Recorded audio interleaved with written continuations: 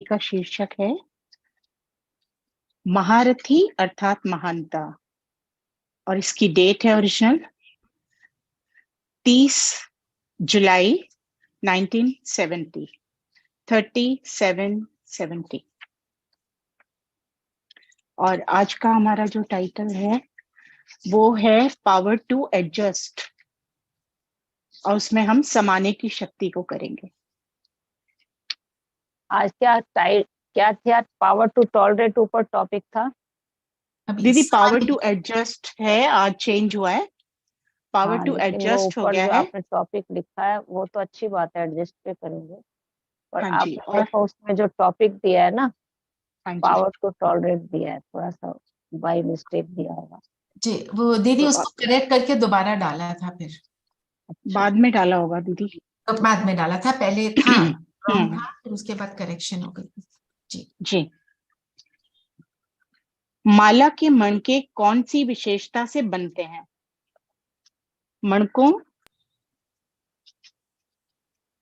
मणकों की विशेषता यही है जो एकमत होकर एक ही धागे में पिरोए जाते हैं। एक की ही लगन, एक रस स्थिति और एक मत, तो सब एक ही एक जैसे मणके हैं तो एक धागे में पिरोए जाते हैं ना। तो एक ही मत पर चलने वाले और आपस में भी एक मत हो, संकल्प भी एक से, दो मत होती हैं, वह दूसरी अर्थात 16,000 की माला के दाने बन जाते हैं। एक मत के लिए ऐसा वातावरण बनाना है। वातावरण तब बनेगा जब समाने की शक्ति होगी। मानो कोई बात में भिन्नता हो जाती है, क्योंकि यथा योग्य यथा शक्ति तो है ना, तो उस भिन्नता को समाओ। समाने की शक्ति चाहिए तो ऐसी आपस में एकता से ही समी पाएंगे, सर्व के आगे दृष्टांत रूप बन जाएंगे। सब में अपनी अपनी विशेषता होती है ना, कोई भी हो उसकी विशेषताओं को देखो तो विशेष आत्मा बन जाएंगे। कमी को तो बिल्कुल देखना ही नहीं है।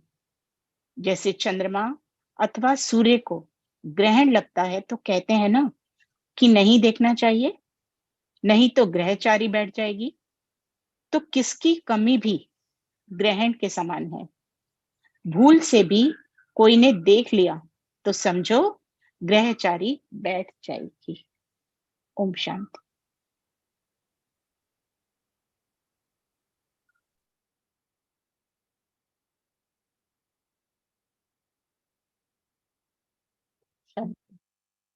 इस तरफ आप सबने पावर टू एडजस्ट की बात कही है, दूसरी तरफ विषय दिया है ईश्वरीय परिवार। तो बाबा ने संगम पर जो हम सब बच्चे इकट्ठे हुए हैं, इसको हम ईश्वरीय परिवार कहेंगे।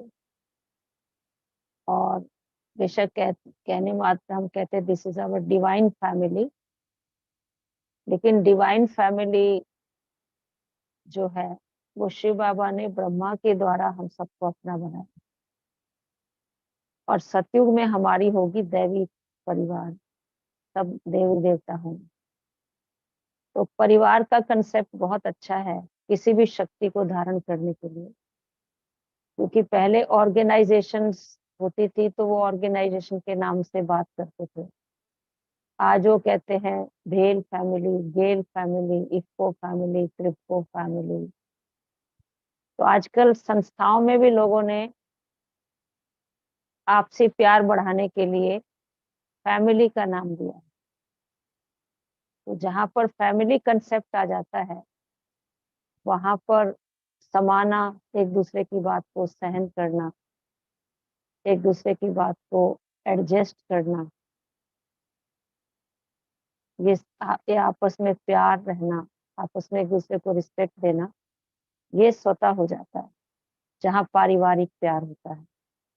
तो बाबा ने भी हम सबको ईश्वरीय परिवार दिया है, तो सबसे पहले हमें ये देखना है कि वो आपने गीत सुना होगा, चुन चुन के जग के कांटे फूलों की माला बनाई। तो जानकी दादी हमेशा कहती थी कि हम कांटे थे, लेकिन क्वालिटी वाले कांटे थे। एक कांटे अक्सर फूल में बदल नहीं सकते हैं, कांटों का झाड़ अलग होता है, फूलों का बगीचा अलग होता है। लेकिन ऐसे ये वंडरफुल कांटे थे जिनको भगवान ने फूल में परिवर्तन कर दिया। और हमारे में भी फिर कई तरह के फूल हैं। कई ऐसे हैं जो बाबा ने कहा कली हैं, कई कांटे हैं, कई कली हैं, कई फूल हैं, और कई खुशबूदार फूल हैं, कोई रंग-बिरंगे फूल हैं, कोई मौसम के फूल हैं, देखने में सुंदर लगते हैं, और कोई खास खास ओकेज़न आता है, तो वो इकट्ठे होते हैं। लेकिन जब वो मिल-जुल कर बैठते हैं तो बहुत अच्छा लगता है। कई बार बाबा कहता है बच्चे फूल, रंग-बिरंगे फूल जब आप इसको एक गुलदस्ते में डाल देते हो, तो वो कितना शोभनीय गुलदस्ता लगता है। चाहे वो अलग-अलग रंग का फूल हो, मेरे ख्याल में अलग रंग के फूल ज़्यादा सुंदर लगते हैं। और अलग से अगर उस फूल को रखा जाए तो कहते हैं ये बहुत सुंदर नहीं लग रहा है। लेकिन जब उसे गुलदस्ते में डाल दिया जाता है तो उस फूल की वैल्यू बढ़ जाती है। ऐसे छोटे-छोटे फूल को आप अलग तोड़ कर देखें तो आप देखेंगे, आप कहेंगे कि फूल है इसमें तो कोई, लेकिन वो छोटे-छोटे फूल जब गुलदस्ते में या गमले में रखे होते हैं, तो दूर से इतना अट्रैक्ट करते हैं, और नज़दीक जाकर देखते हैं कौन-सा फ्लावर है, इसको हम भी अपने घर में लगाएँ। तो इसको बाबा कहता है बच्चे, बाबा ने इन सभी आत्माओं को चुन-चुन कर एक एक ये कह सकते हैं कि बगीचे में लाया है। ये अल्लाह का गार्डन है, अल्लाह का बगीचा है, और इसमें तरह-तरह के वैरायटी फ्लावर्स हैं, और ये फ्लावर्स अपनी-अपनी विशेषता और शोभा लिए हुए हैं। इसलिए इस शोभा को देख कर के हमें बहुत ही खुश होना है, एन्जॉय करना है। हमारे मन में ये प्रश्न नहीं आना चाहिए कि ये ऐसा क्यों? ऐसा क्या? बाबा ने कहा जब ऐसा क्यों आता है, तो हम एक-दूसरे की बात को संवार कर नहीं चलते हैं। और बाबा ने इसको और आगे बहुत अच्छा स्पष्ट किया कि जैसे सूर्य और चंद्रमा को ग्रहण लगता है, तो कहते हैं भई आज सूर्य ग्रहण है, आज चंद्रमा ग्रहण है, तो आप लोगों को बाहर निकल कर सूर्य को नहीं देखना है। अगर आपने देख लिया तो आपका अहित हो जाएगा, आपका नुकसान हो जाएगा, आप पर ग्रहचारी आ जाएगी। तो बाबा ने कहा यहाँ भी महारथी बच्चे, ग्रहण तो उनको भी लग सकता है। ग्रहण लगने का मतलब है किसी की मानसिक स्थिति कैसी है, किसी का मूड कैसा है, किसी के पूर्व जन्मों के संस्कार कैसे हैं, वो लेकर के आत्मा यात्रा पर है। और उस पर्टिकुलर टाइम पे क्या परिस्थिति है उस आत्मा के साथ, किसके कारण से उसका व्यवहार कैसा हुआ है। तो इसलिए हमें कभी किसी की कमी को नहीं देखना है। अगर हम कमी को देखते हैं, तो हम पर भी ग्रहचारी आ जाती है। इसलिए बाबा कई बार कहता है जब आज परिवार में आते हो, तो बचपन के दिन भुला न देना, आज हँसे कल रुला न देना। जब आप शुरू-शुरू में आए थे, तो एक मासूम बालक थे, बच्चे थे, इनोसेंट थे। तुम्हें किसी बात का ये ज्ञान नहीं था। जिस भी टीचर ने आपको क्लास कराई, कोर्स कराया, वो आपके लिए एक भगवान का रिप्रेजेंटेटिव, उससे बढ़ के वो उसे गॉड मानते थे। और जितने भी डिवाइन फैमिली के मेंबर हैं, ईश्वरीय परिवार के मेंबर, आप उनके साथ मिलके बहुत कंफर्टेबल फील करते थे। आपको लगता था कितना अच्छा परिवार है, मैं कितनी भाग्यशाली आत्मा हूँ, मैं पहले इस ज्ञान में क्यों नहीं आई? पहले मैं कहाँ थी? मुझे तो बहुत पहले आ जाना चाहिए था। तो अपने भाग्य पर हमेशा हमको नाज़ रहता है। क्यों रहता है? क्योंकि उस समय हम एक बाबा का ज्ञान और परिवार का प्यार, उस पर हम फ़ोकस्ड होते हैं, और एटमॉस्फेयर बहुत अच्छा लगता है। तो आप देखेंगे इतना अच्छा लगता है, इतना अच्छा लगता है, कई बार कहते हैं भई हमको तो लगता है कि जो चीज की हमें चाहना थी वो मिल गई। और कई बार ऐसा लगता है कि घर का जो परिवार है, लौकिक परिवार, वो तो बंधन है। असली रिश्ता तो ये है जहाँ किसी प्रकार का बंधन नहीं, कोई प्रकार की एक्सपेक्टेशंस नहीं है। सब एक दूसरे से प्यार से मिलते हैं, सब एक दूसरे से बैठ करके मन की लेन देन करते हैं, सब अपनी सेल्फ काउंसलिंग करते हैं, सब एक अच्छे उन्नति के पथ पर अग्रसर होते हैं। इतनी ब्यूटीफुल रिश्ता और गैदरिंग है। तो हम नहीं चाहते कि हम इसको छोड़ करके कहीं चले जाएं। हम अगर कहीं आउटिंग पे भी जाएंगे तो लौकिक वालों के साथ नहीं जाएंगे, सोचेंगे हमारा अपना डिवाइन फैमिली या ईश्वरीय परिवार है, उनके साथ हम जाएंगे। जब भी प्रोग्राम बनता है कहेंगे दीदी आप हमको बाहर ले चलो, हमने पिछली बार इसलिए अपने बेटे के बुलावे पर हम नहीं गए क्योंकि हमको अच्छा नहीं लगता, हम क्या करें वहां जाके, हमारा तो कोई वेवलेंथ उनसे मैच नहीं करती, हमारी दिनचर्या, हमारा रहन सहन, हमारा लाइफस्टाइल उनसे बिल्कुल अलग है। असली परिवार तो हमारा ये है, आप जब चलोगे ना हम आपके साथ चलेंगे। तो देखो परिवार कितना प्यारा। लेकिन कब हमें परिवार से, बाबा ने उसमें ये भी कहा था कि बच्चे, कई बार क्या होता है कि दो थोड़ा आगे बढ़ते बढ़ते बढ़ते बढ़ते, जैसे बाबा ने कहा किसी आत्मा को ग्रहण लगता है, सूर्य ग्रहण, चंद्र ग्रहण, मतलब कोई में कोई कमी होती है, तो उस चलते चलते उसकी हम कमी को देख लेते हैं परिवार में। जब देख लेते हैं तो हम धीरे धीरे परिवार से दूर होने लगते हैं। हम सोचते हैं कि हम तो ऐसा सोचते थे, हम तो ये सोचते थे, यहाँ भी ऐसा होता है क्या? तो उस समय जो नॉन बीकेज हैं उनकी बात को टॉलरेट करना, उनकी बात को समा लेना मुश्किल नहीं लगता। हम कहते हैं वो तो नॉन बीकेज है ना, हमने कंडीशनिंग की हुई है, वो हमारे बारे में कुछ जानते थोड़ी हैं, हमारे बारे में गलत बोल रहे हैं तो उनका दोष नहीं है, जो भी कह रहे हैं ठीक कह रहे हैं वो, क्योंकि उनको ज्ञान नहीं है। तो उनकी बात हमें बुरी नहीं लगती। अगर हम कहीं सेवा पर जाते हैं तो हमें अंदर से गाली भी देते हैं तो हम कहते हैं कोई बात नहीं, भक्ति में ही हमें फूल चढ़ाएंगे, वो सारा ज्ञान हमें याद रहता है। लेकिन डिवाइन फैमिली में, ईश्वरीय परिवार में अगर किसी ने जरा सा कुछ कह दिया तो क्या होता है बताओ? बोलो। उस समय हम कहते हैं सारा ज्ञान मेरे लिए है क्या? ये भी तो ज्ञान सुनते हैं, सारा मुझे ही धारण करना है, मेरे को समझ में आ गया है ज्ञान, मेरे को ज्यादा ज्ञान नहीं सुनाओ। ये बीके होके ऐसे क्यों करता है? इसको बाबा का ज्ञान समझ में नहीं आता है क्या? और फिर एक को देखा, दूसरे को देखा, तीसरे को देखा, चौथे को देखा, तो हमारे अंदर की भावनाएं कम होती जाती है। यही कारण है कि जो बच्चा है वो इन सब लेयर्स से, उस पर ये लेयर्स नहीं चढ़ी, बहुत इनोसेंट है। आप लौकिक में भी देखें, कोई बच्चा सड़क पे जा रहा होता है, अपनी माँ की गोद में होता है, तो वो मुस्कुराता है, उसको देख के हम भी मुस्कुराते हैं। वो बाय बाय करता है, हम भी उसको देख के बाय बाय करते हैं। वो परिचित भी नहीं है, हम उसके रंग में रंग जाते हैं। तो उस छोटे से बच्चे ने अपने प्रभाव में कैसे रंग लिया?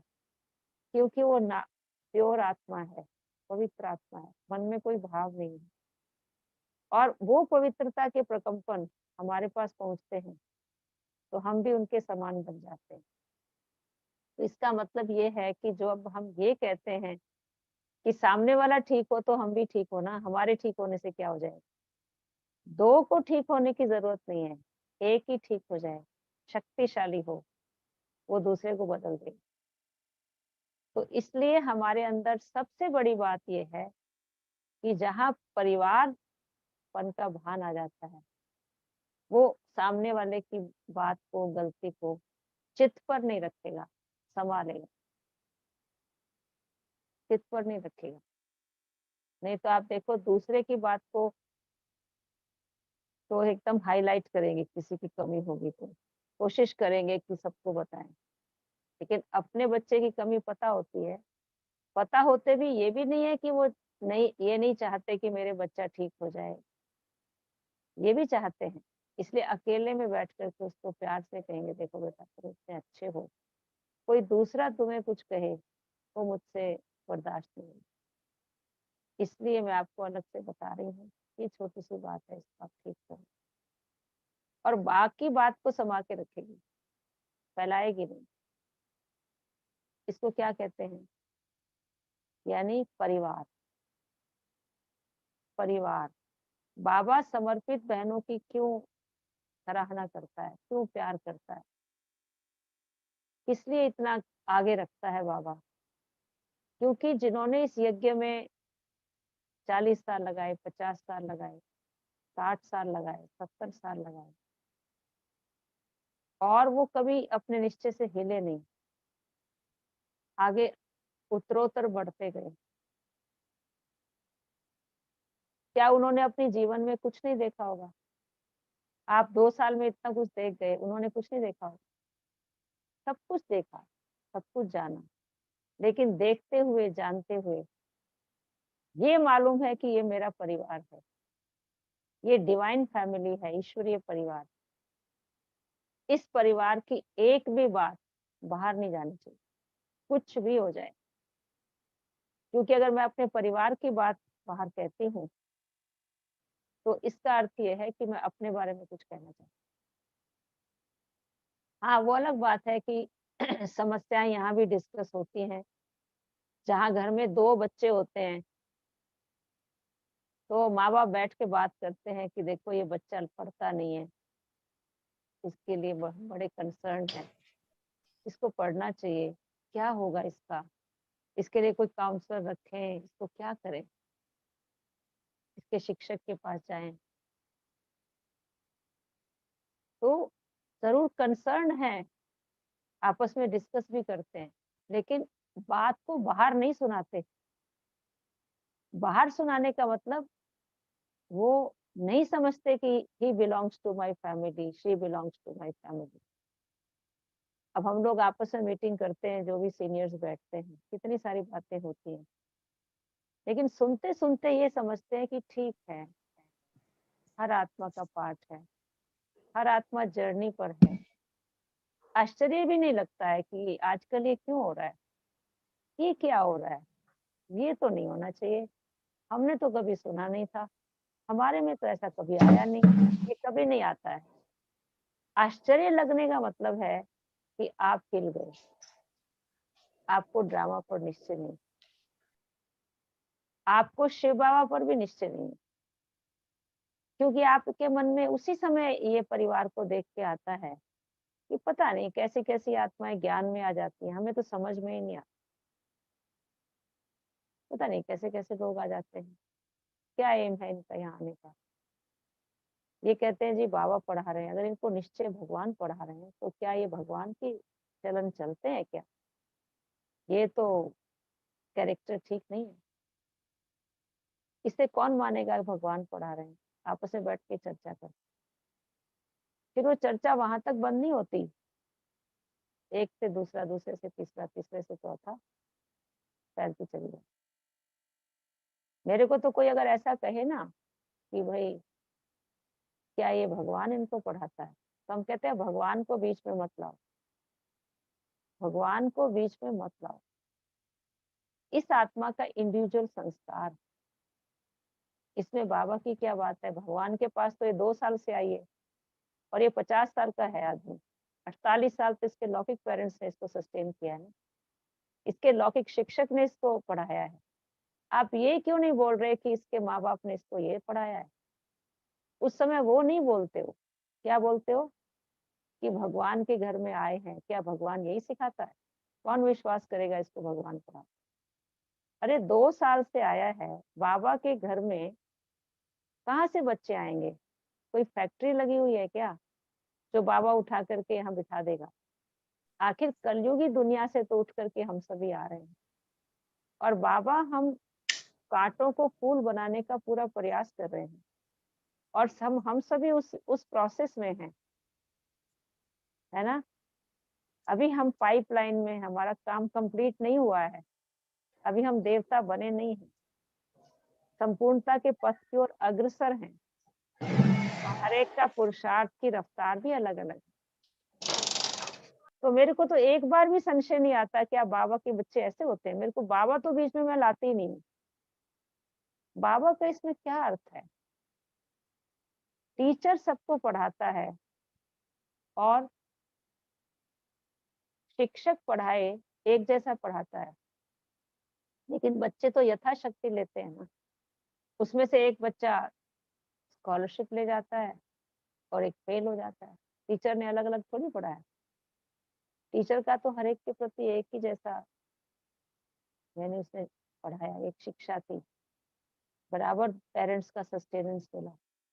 कई बार घर में बच्चों की शक्ल भी मैच करती है, लेकिन संस्कार बिल्कुल मैच नहीं करते, बिल्कुल भी मैच नहीं करते, क्योंकि वो आत्मा बहुत लंबी जर्नी से यहाँ आई, है ना।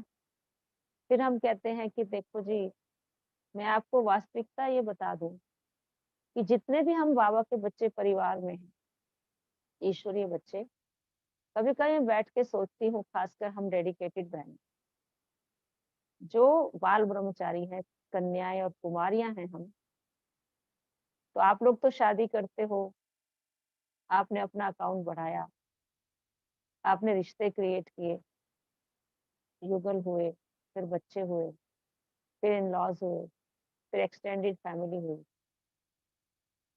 तो आपके तो कार्मिक अकाउंट उनके साथ सेटल होने हैं, इसलिए आपके साथ वही वही आते गए जिन जिन का आपके साथ कार्मिक अकाउंट था। अब हम बाबा के बच्चों ने तो वो सब किया नहीं है, हमारे भी तो कार्मिक अकाउंट होंगे, ऐसे थोड़ी कि नहीं होंगे। पूर्व जन्म के जरूर होंगे। तो जो जिस टीचर के पास आता है, जो जिस परिवार में, ब्राह्मण परिवार में एंटर करता है, या जो जैसे टीचर को जैसे भाई बहने मिलते हैं और एक फैमिली जैसा उन्हें फील आती है, तो ये जो छोटे छोटे परिवार ईश्वरीय परिवार में बने हुए हैं ना, ये भी हम आपस में अकाउंट सेटल करने के लिए बने। अगर हमारे अच्छे अकाउंट थे तो हम एक दूसरे को देख के बहुत खुश होते हैं, इतने खुश होते हैं, इतने खुश होते हैं, हम कहते हैं हम भाग्यशाली हैं, हमको इतना अच्छा टीचर मिला है, मजा आ गया। जब हम आपका नाम लेते हैं ना दीदी, तो गौरव से मस्तक ऊंचा हो जाता, लोग कहते हैं आप उसके विद्यार्थी हो। और कहीं कहीं टीचर स्टूडेंट के रिलेशन अच्छे होते ही नहीं। तो ये क्या है, हिसाब किताब है पूर्व जन्म का, और हम सब इकट्ठे हुए हैं और हमको हिसाब किताब सेटल करना। लेकिन दादी हमेशा एक ही बात समझाती थी कि पिछले विकर्म विनाश करने हैं, आगे के लिए कोई विकर्म ना बने, इस बात का ध्यान रखना। तो अगर आपका किसी के साथ कार्मिक अकाउंट है, आप उस अकाउंट को खत्म करना चाहते हैं, अगर ठीक अकाउंट नहीं है, आप खत्म करना चाहते हैं, या आगे उस अकाउंट को और कैरी फॉरवर्ड करना, उसका नाम है क्या कहेंगे, कैरी फॉरवर्ड करना चाहते हैं या खत्म करना चाहते हैं? अगर आपको अच्छा नहीं लग रहा, फिनिश फिनिश करना चाहते। फिनिश करना फिनिश चाहते हैं। करेंगे। वो ये कहते हैं कि अगर आप फिनिश करना चाहते हैं तो उसके बारे में आप चर्चा बंद करो, और उसको भावनाएं बहुत ऊंची, जब भी उसकी याद आए बहुत ऊंची भावना, आत्मिक स्वरूप की भावना, अपनेपन की भावना, कोई नाराजगी, कोई मतलब नफरत, कोई शिकायत, कोई कंप्लेंट, या अंदर में रहे कि इसने मेरे साथ ऐसा किया ना, ये कभी सुखी रह ही नहीं सकता, नहीं। या उसकी खबर सुन के हम कहें कि हाँ वो तो होना ही चाहिए था, और इससे ज्यादा वो क्या एक्सपेक्ट करता था, उसके साथ जरूरी था, उसने किसी के साथ भी तो अच्छा नहीं किया। तो ईश्वरीय परिवार में इस तरीके का सोच होना, इसका मतलब मुझे भगवान के चुनाव पे संशय है। क्या कहेंगे बताओ? हम्म? जी दीदी, बात तो ठीक है, पर उस अभी आप समय याद सोचो, नहीं अब आता। आप, हाँ याद रखना है, इसलिए तो अलग अलग टॉपिक दिए जाते हैं। मुरली मुरली में तो इतनी अच्छी अच्छी बातें आती हैं, इतनी अच्छी कि ऑफ कोर्स। आंखें भर आती हैं पढ़ के मुरली। बाबा आप कितनी मेहनत कर रहे हो हम पर। बात समझ में आ जानी चाहिए कि जो भी हम यहाँ रिश्तेदार इकट्ठे हुए हैं, वो हमारा जरूर कोई कार्मिक अकाउंट है, अच्छा है तो एक दूसरे को मिल करके बहुत अच्छा फील होता है। अगर थोड़ा पीछे ठीक नहीं रहा होगा तो उसको देखना अच्छा नहीं लगता। और ज्ञान ने हमें समझा दिया। हमारे कुछ सीनियर ब्रदर होते थे, उन्होंने एक बात जब से हमें पढ़ाई, हमने गांठ बांध दी। उन्होंने कहा कि आप के ऊपर अगर कोई भी अकाउंट है किसी का, तो उसको सेटल करने का एक ही तरीका है कि आप उसकी बात को बढ़ाओ नहीं, फैलाओ नहीं, संभालो। और सेटल करने का एक ही तरीका है, दो तरीके हैं, एक है योग बल और एक है भोग बल। कोई भी तरह का अकाउंट, चाहे मेरे अपने स्वयं के साथ है, शरीर शरीर तकलीफ में है, या संबंध का मुझे बंधन है, चाहे दैवी परिवार है, डिवाइन फैमिली है, मुझे कहीं से सक्सेस नहीं मिली, रिलेशन किसी से अच्छी नहीं, और फिर या धन का कोई क्राइसिस है, या जन से मुझे कभी अप्रिसिएशन नहीं मिला, मैं बहुत बाबा का बनने के बाद भी सुख महसूस नहीं करती, कंफर्टेबल फील नहीं करती। वो ये कहते थे कि आप दो तरीके से इसको ठीक कर सकते हैं, एक तो योग बल और दूसरा भोग बल। मैंने उनको बोला योग बल का क्या अर्थ हुआ? कि अगर आप इतना अच्छा योग लगाओगे, इतना अच्छा योग लगाओगे, तो भोगना तो आपको आएगी, लेकिन आपको फील ही नहीं होगा। You would be in super sensuous Joy. आप अतीन्द्रिय सुख में झूमते रहेंगे, नाचते रहेंगे, आपको फील ही नहीं होगा, स्पर्श ही नहीं करेगा। और अगर आपका योग नहीं है, तो छोटी सी बात भी भोग भोग के आप रोएंगे रोएंगे रोएंगे, सिसकियां मारेंगे, दुखी होंगे, परेशान होंगे, डिस्टर्ब होंगे, डिस्कम्फर्ट फील करेंगे, डिस्ट्रेस फील करेंगे, डिप्रेस्ड फील करेंगे, और आप कहेंगे मुझसे दुखी दुनिया में कोई नहीं। बाबा का बनने के बाद भी क्या फायदा, मैं तो कभी एक दिन भी सुख की सांस नहीं ली, स्ट्रगल ही लाइफ में रहा। तो इसका मतलब मैं भोग के अपने हिसाब किताब को चुकती कर। अब आपके पास चॉइस है, कौन सी पसंद है, बोलो, योग बल या भोग बल? योग योग बल। तो बस अपना बता रही ऑरा हैं। जनरेट करो, चारों तरफ शक्तिशाली ऑरा, काम करो जो आपको करना है साक्षी भाव से, लेकिन आप पर उसका प्रभाव ना आए। अगर आपकी मनसा पर उसका प्रभाव आ गया, तो आपकी प्रेजेंस ऑफ माइंड रहेगी नहीं, आपकी इफेक्टिवनेस, एफिशिएंसी, प्रोडक्टिविटी, क्रिएटिविटी सब खत्म हो जाएगी। क्योंकि आप मान लीजिए कुछ समय पहले, आधा घंटा पहले मेरे साथ कोई की बात ओम हो गई। शांति दीदी। ओम शांति। दीदी अगर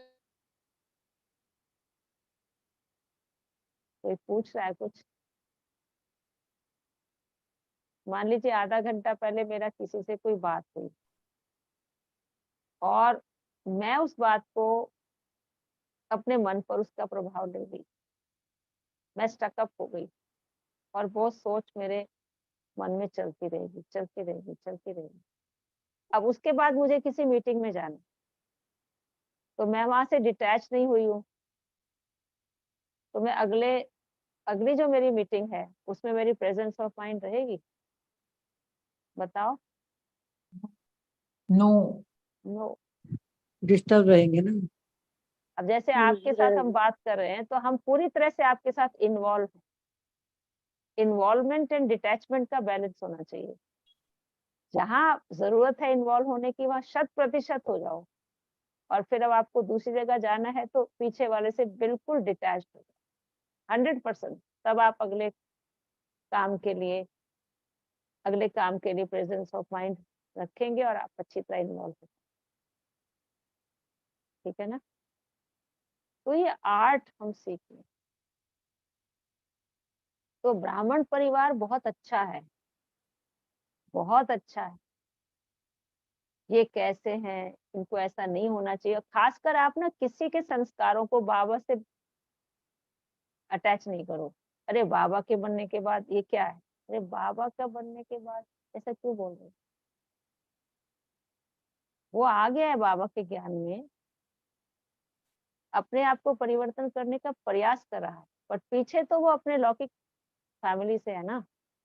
उसका ब्रॉटअप कैसा हुआ, उसकी एजुकेशन क्या है, उसकी फैमिली ऐसे, उसे क्या संस्कार मिले हैं, उसका किस एटमॉस्फेयर में ब्रॉटअप हुआ है, वो अपनी जर्नी में किस तरह के परिस्थितियों को झेल कर आया है, उसमें चिंता का, भय का, डर का, गुस्से का संस्कार है।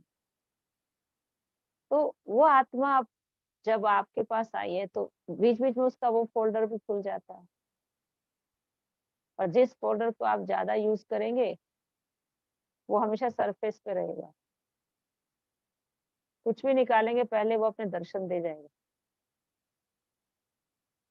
क्योंकि उसके उसके फाइल में वो फोल्डर है, फोल्डर में वो फाइल वो खुलेगी। तो इसलिए हमें ये नहीं सोचना ये बाबा के घर में आने के बाद ऐसा क्यों।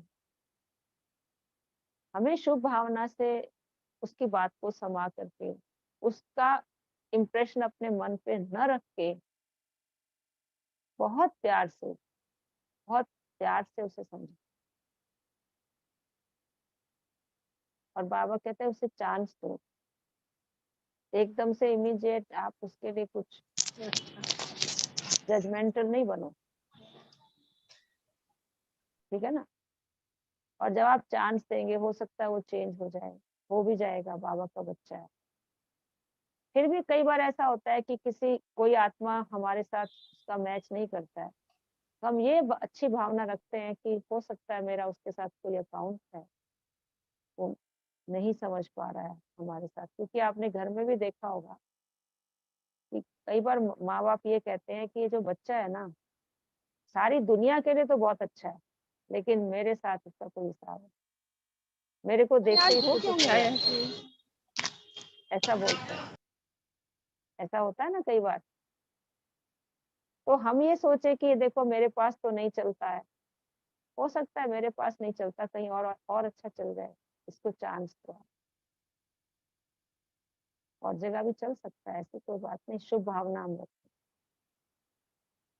तो बाबा ये कहता है एक तो आप ब्राह्मण परिवार से प्यार करो, क्योंकि कई बार हमारे ज्ञान में बाबा ने एक बात समझाई है कि अपने आप पर निश्चय, मैं जो हूँ जैसा हूँ उस रूप में अपने को जानना, मानना और चलना। मतलब जो मेरे ओरिजिनल संस्कार हैं उस स्वरूप में स्थित होकर के कार्य क्षेत्र पर आना। और दूसरा, बाप जो है जैसा है उस स्वरूप में उसे जानना, मानना और उसके श्रीमत पर चलना। ये हो गया बाप पर निश्चय। तीसरा है परिवार पर निश्चय। अब परिवार भी तो नेटवर्क प्रॉब्लम है भाई, आवाज सुनाई नहीं दे रही है? दीदी आपकी आवाज आ रही है, मेरे ख्याल पूनम बहन के यहाँ प्रॉब्लम है। ओके। अच्छा। तो परिवार पर भी निश्चय जरूरी है। बाबा ने कहा कई बार बच्चे क्या कहते हैं कि भाई बाबा से तो हमें प्यार है, बाबा से हमें कोई शिकायत नहीं है, लेकिन ना हमें परिवार बिल्कुल पसंद नहीं। हम ना तो इनकी बात टॉलरेट कर सकते हैं, ना इनको इनकी बात को हम समझ सकते हैं, सीधी सी बात। इनका ये लोग हमें पसंद नहीं है, और इसलिए हम तो इनके साथ रह नहीं सकते। तो परिवार से दूर हट के पहले क्या करेंगे, घर बैठेंगे। फिर पूछो आप कई समय से बाबा के घर में नहीं आए, तो कहते हैं नहीं दीदी मुरली तो हम सारी सुनते हैं, यूट्यूब पे आपको रोज देख लेते हैं, एक दिन भी बाबा की मुरली मिस नहीं की। बाबा बाबा से थोड़ी हमको नाराजगी है, बाबा तो घर बैठे भी मिल जाता है, ऐसी क्या बात है। पर हम यहाँ नहीं आ पाते, क्यों? क्योंकि परिवार से हमारा ना अच्छा नहीं लगता, हम नहीं आते, हम घर बैठे सीखते। तो बाबा ने कहा है ऐसा परिवार से अलग होने वाले सतयुग में राजा बनेंगे। हाँ बाबा ने, क्योंकि परीक्षा तो हमारी परिवार में होनी है, और जब तक हम परीक्षा नहीं देंगे तब तक हमको डिग्री नहीं मिलेगी। डिग्री नहीं मिलेगी तो मेरी पढ़ाई की वैल्यू भी नहीं होगी। पढ़ाई की वैल्यू नहीं तो मेरे को स्टेटस भी नहीं। परिवार में ही तो परीक्षाएं आती हैं संगठन में आने में। और अगर ये प्रश्न उठता है कि ये ऐसा क्यों करते हैं, आज के बाद ये कहना शुरू कर दो इनको ऐसा करना चाहिए, ये आना चाहिए, ये होना चाहिए, नहीं तो मेरी परीक्षा कैसे होगी। दूसरों को हम सुनाते हैं, दूसरों को सुनाना एक है कि बाबा की मुरली आपने पढ़ी और वही बात रिपीट कर दी, और एक है आपने उसको अच्छी तरह से मंथन किया, चिंतन किया, व्यवहार में लाया, उससे एक एक्सपीरियंस गेन किया और वो अनुभव आपका खजाना बन गया। और खजाना जो है उस बेसिस पे आप दूसरी आत्माओं के आगे परोस के रखते हो, तो आप देखो उसका प्रभाव कुछ अलग होता है। तो बाबा कहते हैं जो अनुभवी होगा वो दूसरे को अनुभवी बना सकेगा। तो एक तो परिवार के प्रति ये भावना चाहिए, मतलब हम परिवार की बात कभी बाहर ना सुनाएं। और क्योंकि अगर हम कोई बात बाहर सुनाते हैं तो डिससर्विस होती है, और उस डिससर्विस के कारण बहुत सारे लोग बाबा कहते रुक जाते हैं। बाबा उनको ट्रेटर भी कहता है। और जब रुक जाते हैं तो बाबा ने कहा अबलाओं पर अत्याचार होते हैं, उनके घर वाले उन्हें मारते हैं, आने नहीं देते, बच्चे सबका बोझ उन पर चढ़ता है जो परिवार की बातें बाहर जाती। और दो तरह के लोग होते हैं, वो एक तो कहते हैं कि जी अपनी गलती होती है उसको छुपाने के लिए परिवार के लिए कुछ कहेंगे, और दूसरे होते हैं जो कहते हैं कि ज्ञान में हम भी काफी देर रहे और आज की डेट में हम नहीं जा पा रहे, लेकिन हमने देखा है कि ज्ञान बहुत परफेक्ट है, सब कुछ इनका परफेक्ट है। मैं ऐसा समझता हूँ कि मेरी कोई कमजोरी है या मेरी कुछ भाग्य ऐसा है कि मैं अपने को उसके अकॉर्डिंग लेकर चला पाऊँ, लेकिन यहाँ कोई कमी नहीं, हम समझते जरूर जाना चाहिए। तो अगर हम नहीं जा पा रहे तो हम कम से कम उनके लिए कुछ कह के डिससर्विस तो ना करें, समाने की शक्ति है। दूसरा, हमारा परिवार में प्यार कैसे बढ़ेगा? प्यार तब बढ़ेगा जब हम गुणग्राही होंगे। जब मम्मा के पास कोई किसी की कमी लेकर आता था, क्योंकि रोज कचहरी लगती थी, मैं सोचती हूँ अभी बैठ के बाबा सेंटर पे 4-5 का स्टाफ होता है, उसको भी चलाने में कभी कभी अलग अलग संस्कार की आत्माएं आती हैं, सरल नहीं है। और ब्रह्मा बाबा के सामने 400 के करीब माताएं और कन्याएं थी। ये कैसा गौपाल था, इसने इतनी सारी गौओं को कैसे पालना लिया? आखिर उनके सस्टेनेंस का ख्याल करना, उनको रेगुलर भोजन, उनका पढ़ाई, उनकी तंदुरुस्ती, उनका ज्ञान, उसके बाद ऑपोजिशन, कितनी शक्ति रही होगी बाबा में, कितना बड़ा बीड़ा उठाया बाबा ने। और रात को रोज कचहरी लगती थी, फैमिली मीटिंग होती थी रोज। पहले मम्मा बैठती थी, मम्मा 2 प्रश्न पूछती थी कि आज सवेरे से रात तक किसी ने कोई मिस्टेक की हो तो आप बताएं। दूसरी बात होती थी, आज पूरा दिन में किसी ने किसी को गलती करता देखा हो तो वो भी बताएं।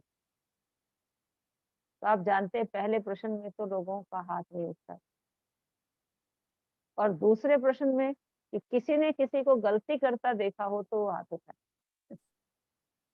उसमें क्या होता होगा बताओ? Complaint box. हाँ, कंप्लेन बॉक्स, सारे सारे हाथ उठाते थे, मम्मा इसने ये किया, इसने ये किया, इसने ये किया। तो मम्मा में परखने की शक्ति बहुत थी। मम्मा देखती थी कि ये जो बात सुना रहा है, ये उसकी कमी को बड़ों के नोटिस में देकर, उसके प्रति शुभ भावना रखकर, उसकी कमी को खत्म करने के भाव से कह रहा है, या कि उसको सबके बीच में एक छोटा दिखाने की कोशिश कर रहा है और उसकी इंसल्ट करने की कोशिश कर रहा है। मम्मा को सब समझ में, और फिर मम्मा उस पर क्लास कराती। और अगर कोई इंडिविजुअल मम्मा के पास कोई बात लेकर आता था, तो मम्मा हमेशा एक बात कहती थी कि आप उसके बारे में ये बता रहे हो ना, अब आप उसकी एक अच्छाई सुनाओ, एक गुण सुनाओ। तो जब वो गुण सुनाता था, तो अपने आप उसको शर्म आती थी कि इतना बड़ा उसका गुण है, तो बहुत छोटी सी बात है। तो उसको इशारा मिल जाता था कि मुझे गुणग्राही बनना है, मुझे किसी की कमजोरी को नहीं दे। आज बाबा ने कहा ना कि कमजोरी कमी देखेंगे तो ग्रहण लग जाएगा, ग्रहचारी आ जाएगी। एक ग्रहचारी होती है, सबकी कमियां देख देख के माइंड डिस्टर्ब होना, बाबा में संशय आना, मुरली से दूर होना, परिवार से दूर होना, मायूस होना, दिल शिकस्त होना, उदास होना, योग में बैठना तो योग न लगना, संकल्प इधर उधर के चलते रहना, मुरली सुनना तो मुरली में क्लास में बैठे हैं पर मुरली समझ ही नहीं आ रही, अंदर जा ही नहीं रही है मुरली, सुख की अनुभूति नहीं हो रही है, ये ग्रहचारी है। तो अपनी चेकिंग करनी है कि कहीं ऐसा मेरे साथ तो नहीं हो रहा है। अगर हो रहा है तो तुरंत हम इसका इलाज करें, अपने बड़ों से मिले और अपनी स्थिति बताएं कि आजकल जब हम मुरली में बैठते हैं तो मेरा मुरली में मन एकाग्र नहीं होता, मुझे मुरली की एक पॉइंट भी याद नहीं रहती है, और मुझे मुरली कोई सुनते समय कोई खुशी भी नहीं होती है, मुझे अतीन्द्रिय सुख का अनुभव ही नहीं होता है। और मैं योग में बैठती हूँ ना, मुझे कशिश नहीं होती, अट्रैक्शन नहीं होता, जबरदस्ती जाके बैठती हूँ, टाइम पास करती हूँ, इधर उधर के ख्याल चलते हैं। और कभी कभी तो मन करता है इस क्लास में ही नहीं आऊँ, अब जबरदस्ती इसलिए आती हूँ कि दीदी पूछेगी क्यों नहीं आए। ये स्थिति जब आने लगती है ना, इसका मतलब ग्रहचारी बैठ गई है, जरूर कोई अवगुण बुद्धि में आने शुरू हो गए, ग्रहचारी बैठ गई है। अब इस ग्रहचारी को मिटाने के लिए बाबा ने कहा ना, जैसे क्या करते हैं, मंत्र का जाप करते हैं, तो मंत्र का जाप करो, मन मना भाव, केवल बाबा की ही याद रहे और किसी की याद नहीं। और बड़ों के साथ संपर्क करो, अपने मन की बात सुना के अंदर को बिल्कुल साफ कर लो, लेट गो करो, लेट गो, जो बीत गया भूल जाओ, लेट को बिल्कुल क्लीन कर लो। समझदार बनना है, मुझे अपना नुकसान नहीं करना, सामने वाले को मैं ठीक करने की कोशिश कर रही हूँ, वो ठीक हो या ना हो मालूम नहीं, और उसको करते करते मैं तो खराब हो गई ना, मुझे क्या फायदा होता। इससे अच्छा तो मैं सेल्फ पर फोकस करूँ, जब मैं ठीक हो गई ना सारे ठीक हो जाएंगे। मुझे एग्जाम्पल सेट करना, पहले मुझे स्वयं को बदलना। ठीक है, परिवार में कैसे चलना, बात को संभाल के कैसे चलना। Very nice. लौकिक दीदी में भी आप उस देखो, लौकिक में भी क्या होता है, मतलब सीधी सी बात है, जहाँ रिश्ते हैं वहां कहाँ हम लोग रिश्तों की बातों को एक्सपोज करते हैं, कभी भी नहीं करते, सोचते अपना ही अपना है ना, ऐसे उनके साथ भी हम फील करें ही हमारा इनके साथ रिश्ता है, तो उनकी बातों को भी हम पब्लिक में एक्सपोज ना करें। ठीक है, आपस में परिवार में कोई ऐसा है, विचार विमर्श करके मतलब एम रखे कि इस प्रॉब्लम को सॉर्ट आउट कैसे, जिसको बाबा कहता है be a part of, be always be the part of a solution, not to be the part of a problem. आप समस्या के साइड में खड़े नहीं हो जाओ, किसके साइड में खड़े होना है, सोल्यूशन। कई ऐसे समाधान। वेस्टफुल कई ऐसे वेस्टफुल इंटरेस्ट वाले भी होते हैं, उनसे तो खैर बड़ी दूर रहना चाहिए, वो सिर्फ मजा लेते हैं बातों का, कोई बात हो जाए ना इंटरेस्ट लेंगे, सुनेंगे, चर्चा का विषय बनाएंगे, बाहर जाके सुनाएंगे। आपको पता है क्या हुआ आज? आपको पता है? आपको कुछ पता भी होना चाहिए। ये परिवार में ये बातें इसलिए जरूरत नहीं है कि जो चीज मेरे कंट्रोल में नहीं है उसके बारे में सोचना और बोलना बंद करो, और जो मेरे कंट्रोल में है हम कोशिश करें तो ठीक करें, और अगर हम ठीक नहीं कर पा रहे तो उसके प्रभाव से मुक्त हो जाए। सीधी सी बात। परिवार में तो रहना नहीं, परिवार से तो अलग होना ही नहीं, अंत तक नहीं होना। ठीक है ना? नहीं तो हम सत्य में राजा महाराजा कैसे बनेंगे? जी फिर बाबा ने सारी फिलोसफी समझा दी है, उनके बारे में चिंता भी नहीं करनी। बाबा ने कहा बच्चे, भगवान की मुरलियां ही काफी है बदलने के लिए, आपको एक्स्ट्रा कुछ सोचने की जरूरत नहीं है। आप सेल्फ काउंसलिंग करके अपने आप को कंट्रोल करो और दूसरी आत्माओं के आगे एग्जाम्पल सेट करो।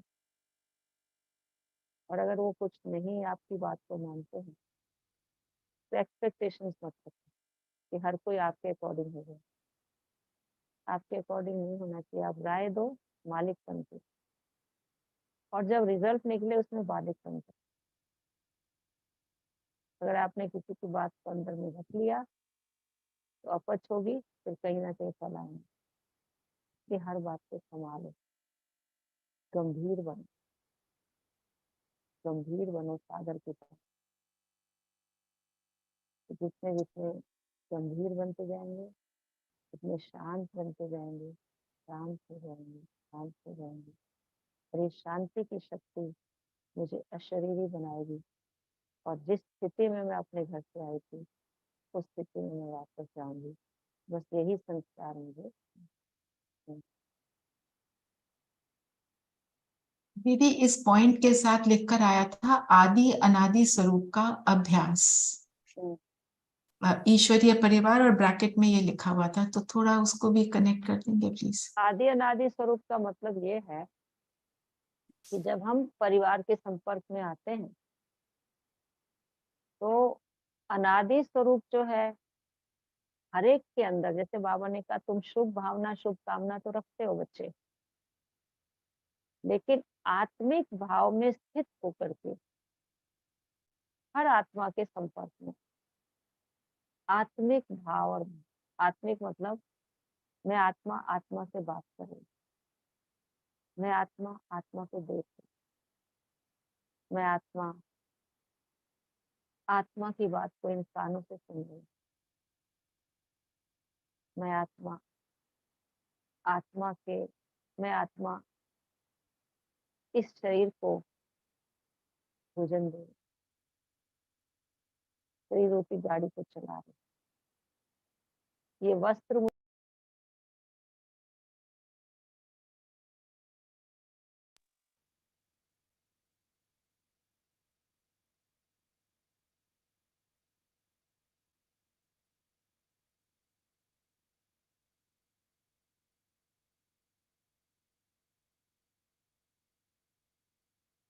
ठीक है।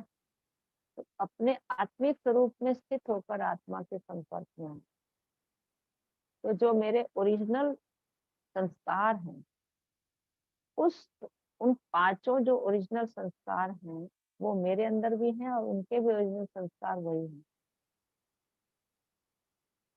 मैं अपने उस स्वरूप में स्थित होकर के उस आत्मा को देखूं,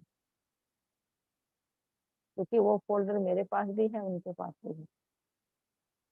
वर्तमान में जो दिखाई दे रहा है उसको देखते हुए भी ना हो। एक तो ये स्वरूप में स्थित होना, दूसरा आदि का मतलब ये अनादि स्वरूप हो गया। आदि का मतलब है कि आदि में ये, जैसे अभी हम क्लास में बैठते हैं तो बाबा कई बार कहता है ये सोचो कि ये सब देवी देवताओं की आत्माएं जिनका मंदिरों में यादगार है, पूजन है, गायन है, जिनके आगे भक्त लंबी कतार में खड़े होकर उनके साक्षात्कार और दर्शन के प्यासे हैं।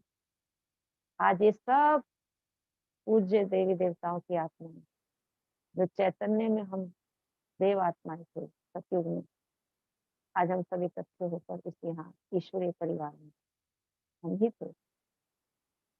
तो जो देवताओं के संस्कार हैं वो हमारे परिवार में हमें अपने आप अपने कर्म से दिखाने, दाता विधाता वरदाता। आज बाबा ने कहा ना, दाता विधाता वरदाता, ये अखुट लंगर चलता रहे।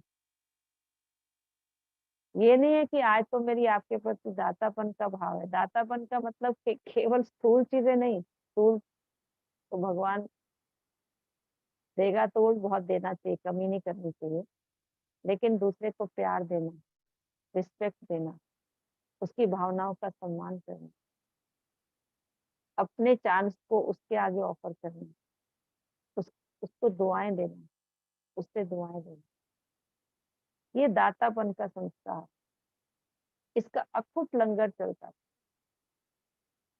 मतलब ये नहीं है कि आज वो मेरे साथ बहुत अच्छा है तो मैं उसके प्रति अच्छी रहूं, कल वो मेरे साथ अच्छा नहीं है तो मेरी भावना बदल जाती। मेरा लंगर चलता है सदा दाता, सदा विधाता का, सदा वरदाता, क्योंकि देवियां कभी थकती नहीं है, दिन रात देती रहती हैं, देती रहती हैं। और 365 दिन सवेरे शाम रात्रि उनके मंदिर पर भक्तों की क्यू लगी रहती है और वो सबकी मनोकामना पूर्ण करती रहती है। मुझे भी सबकी मनोकामनाओं को पूर्ण करना है, तो मुझे अपने को इच्छा मात्र विद्या बनाना है। अगर मेरी स्वयं के प्रति कोई कामना होगी तो मैं दूसरों की कामनाओं को पूरा कैसे करूंगी। तो ये है आदि संस्कार जो मैं आदि में थी, सर्व गुणों में संपन्न, 16 कला संपूर्ण, संपूर्ण निर्विकारी, मर्यादा पुरुषोत्तम। मैं हर कर्म करूं जो ईश्वरीय कोड ऑफ कंडक्ट को फॉलो करे, ईश्वरीय मर्यादा, सर्व गुणों को अपने जीवन में इमर्ज करते हुए व्यवहार में मेरा एक एक कर्म कला का काम करे, जिससे दूसरे को प्रेरणा मिले। मैं मन वचन कर्म से पवित्रता को अपने जीवन में दूं और किसी प्रकार से, न शब्दों से न कर्म से किसी को दुख दूं, क्योंकि अहिंसा मेरा धर्म। तो ये है आदि संस्कार, जीवन में लाकर परिवार के बीच में व्यवहार में आना और एग्जाम्पल। ठीक है। फिर बाबा ने ये भी कहा था कि जो जितनी बड़ी गाड़ी का वाहन, जितने बड़े वाहन का चालक होगा, उसके पीछे जो सवारियां बैठी होंगी, जिसका वो ड्राइविंग फोर्स है, उन सबकी लाइफ को सेव करना, उनकी लाइफ को जोखिम में डालना या खत्म करना, ये उसके ऊपर। तो जानकी दादी कहते थे कोई स्कूटर पे बैठा है, अगर एक्सीडेंट किया तो एक को नुकसान पहुंचेगा, गाड़ी में है तो 4 को पहुंचे, बस में है तो 45 लोग जाएंगे, ट्रेन में है तो कितने जाएंगे, प्लेन में है तो कितने जाएंगे, कितने बड़े वाहन के आप चालक हैं। तो जितना बड़ा महारथी जाएगा लापरवाही से एक्सीडेंट करेगा, उतना बड़ी डिस्टर्बेंस, उतनी आत्माओं को नुकसान। इसलिए बाबा कहता है सदा सोचो जैसा कर्म मैं करूंगा मुझे देखकर सब करो। तो आप ये इमर्ज करें कि ये देव आत्माएं सब यहाँ इकट्ठी हुई हैं और हम अपने देवताओं वाला व्यवहार आपस में उस ऊंच नजर से एक दूसरे को हम देखें, तो हमें उसकी कमी कमजोरी दिखाई नहीं देगी। तो सब देव आत्मा, ठीक है ना। और अनादि स्वरूप का मतलब हम वास्तव में प्रेम स्वरूप, शांत स्वरूप, सुख स्वरूप आत्मा है।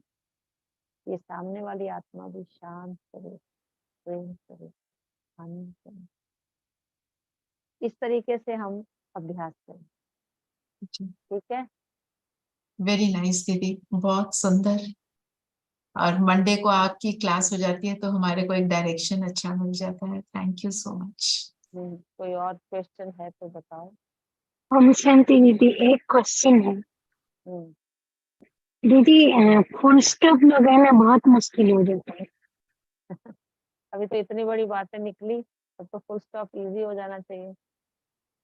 नहीं, सिर्फ यही बात नहीं, बाकी जो बातें हैं अच्छा भी है, जैसे कुछ सेवा की है, फिर वही वही नहीं आना है, मन में आता है थोड़ा, बस मतलब इसमें अच्छा से नहीं आता है। इसमें तो देखो ज्ञान तो सबको मिल चुका है, अब बात है सारी प्रैक्टिस की।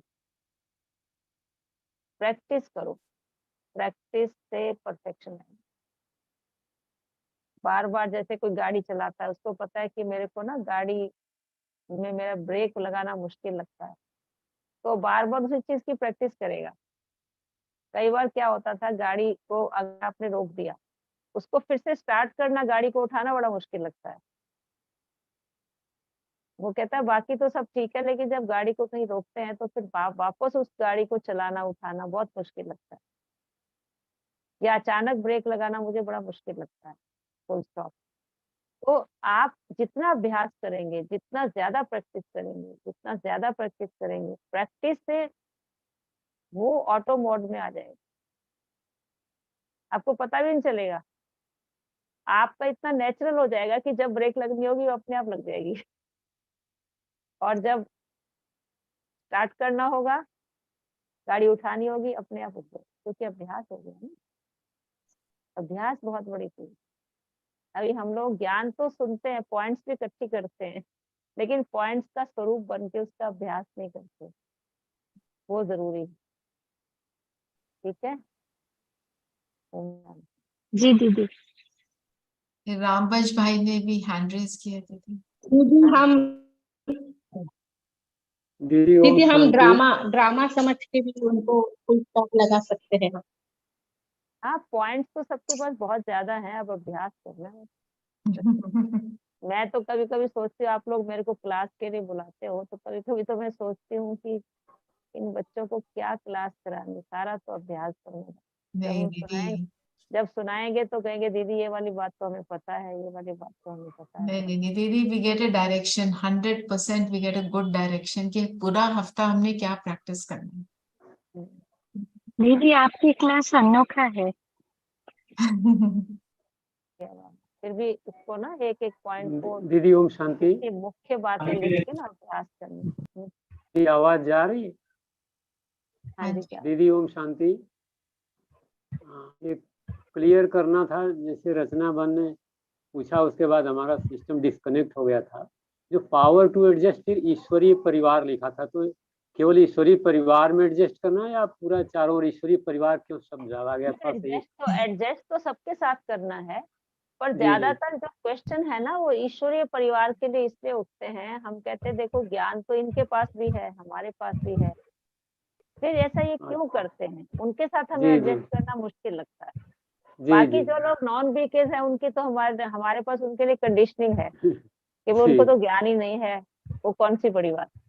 ओके ज्ञानियों का दीदी। करना मुश्किल लगता है ना, इसलिए जी उन्होंने जी। पर्टिकुलरली ये बात कही है कि माला का जो मणका है, तो माला में कौन पिरोया जाएगा, जो स्नेह के धागे में, जिसमें एकता होगा, जिसमें एक मत होगी, तो एक की श्रीमत पर चलेंगे तो हम माला के मनके बनेंगे, तो हमारा आपस में प्यार बने। क्लियर दीदी, थैंक यू दीदी। दीदी द्वारका में 18 सेक्टर में कहाँ पर होगा आश्रम हमारा? ऐसा 18 में तो नहीं है, 18 में सेंटर नहीं है, लेकिन हाँ 17 में जरूर है। 17 का एड्रेस तो एग्जैक्टली मुझे मालूम नहीं है, पर मैं फोन नंबर लेके दे सकती हूँ।